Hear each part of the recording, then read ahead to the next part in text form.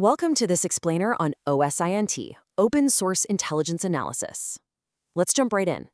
Today, we're diving straight into the fascinating, high-stakes world of transforming raw, publicly available data into reliable, evidence-based intelligence. You see, the internet is essentially a giant digital haystack, and collecting that information, well, that's really only the beginning. Anyone can Google, right? But professional analysts use structured, critical thinking to actually find the needle. They corroborate evidence, challenge assumptions, and use analytical rigor to build defensible conclusions. So we're going to break down exactly how that's done.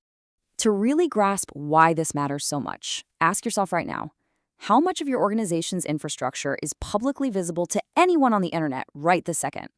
It's kind of a sobering thought, isn't it? Exposed credentials, forgotten open ports, vulnerable infrastructure, it's all out there in open sources.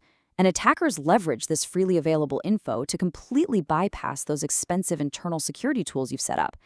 This high-stakes reality of external exposure perfectly sets the stage for why mastering OSINT is an absolute must.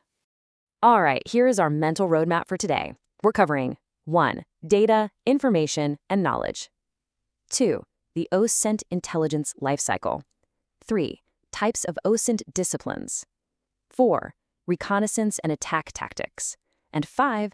Analyzing links and timestamps.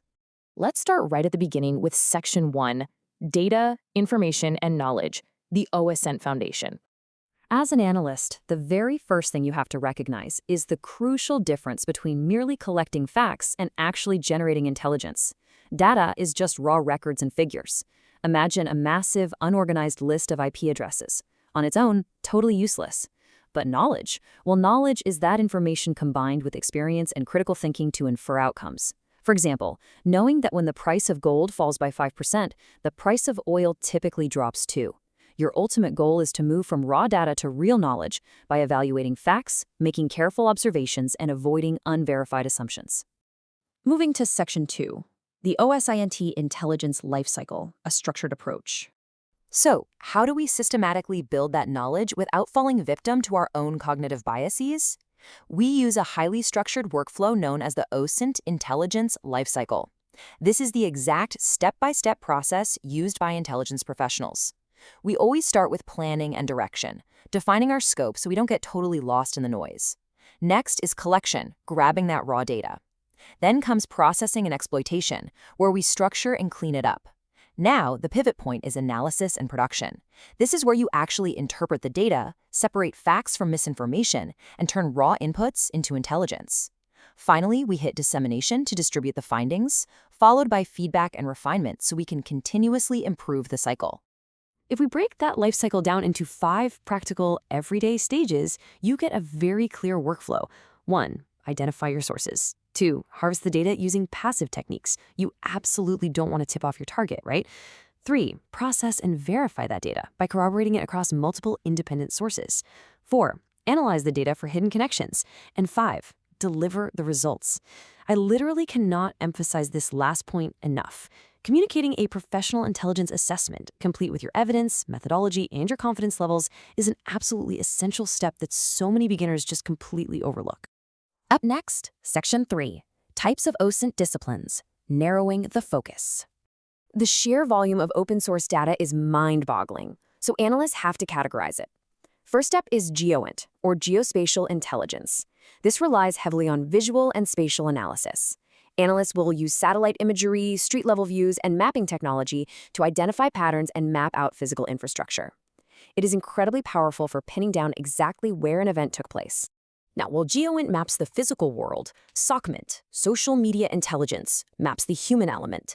This discipline scrapes and analyzes publicly available data from platforms like X, Facebook, and LinkedIn.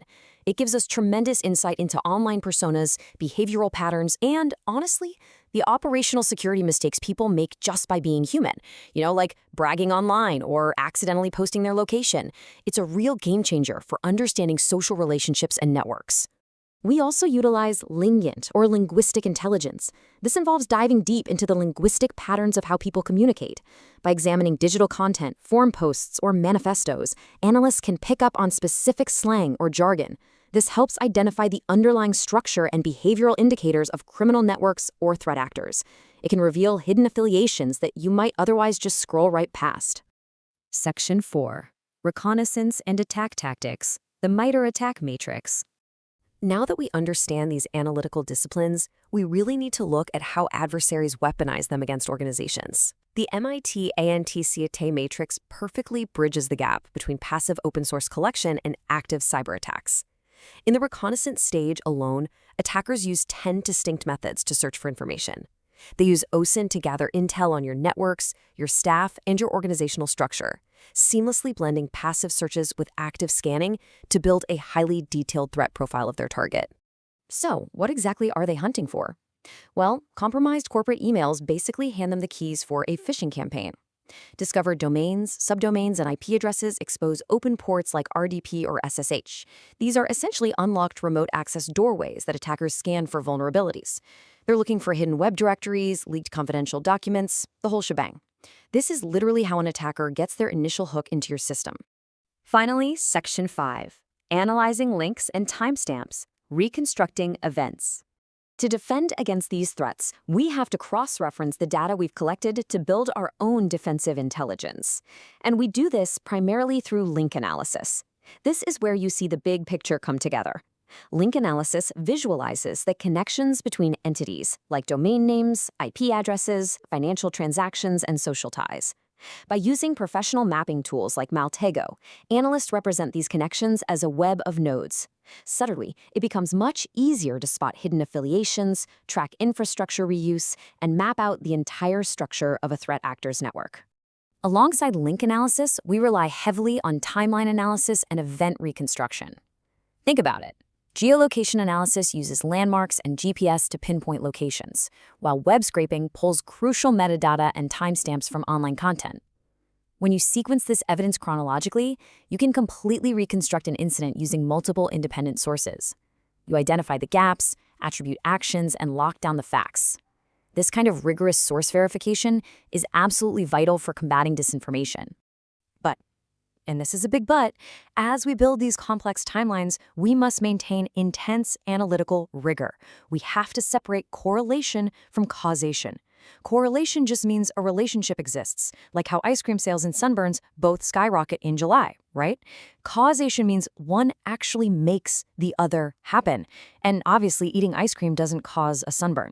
Just because two IP addresses show up in the same timeline doesn't mean one caused an event on the other. Preventing premature conclusions and actively evaluating alternative hypotheses is exactly what separates a random observation from a professional analytical judgment. To wrap up the ethos of everything we've just covered, consider this quote. Conducting your own problem solving can make you a stronger investigator. The beauty of open source intelligence is that it builds upon itself. Gathering intelligence is fundamentally an exercise in problem solving.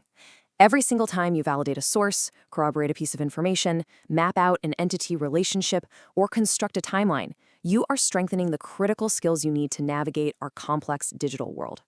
So I want to leave you with this final provocative thought. How are you going to apply this structured intelligence cycle to verify facts and build defensible conclusions in your very next online search? The data is all out there. But as we've learned today, data alone just isn't enough. It requires critical thinking, objective analysis, and a relentless pursuit of the facts to become true intelligence. Thank you for joining me on this explainer. I hope you walk away from this feeling empowered to tackle your next investigation with a brand new, highly analytical perspective.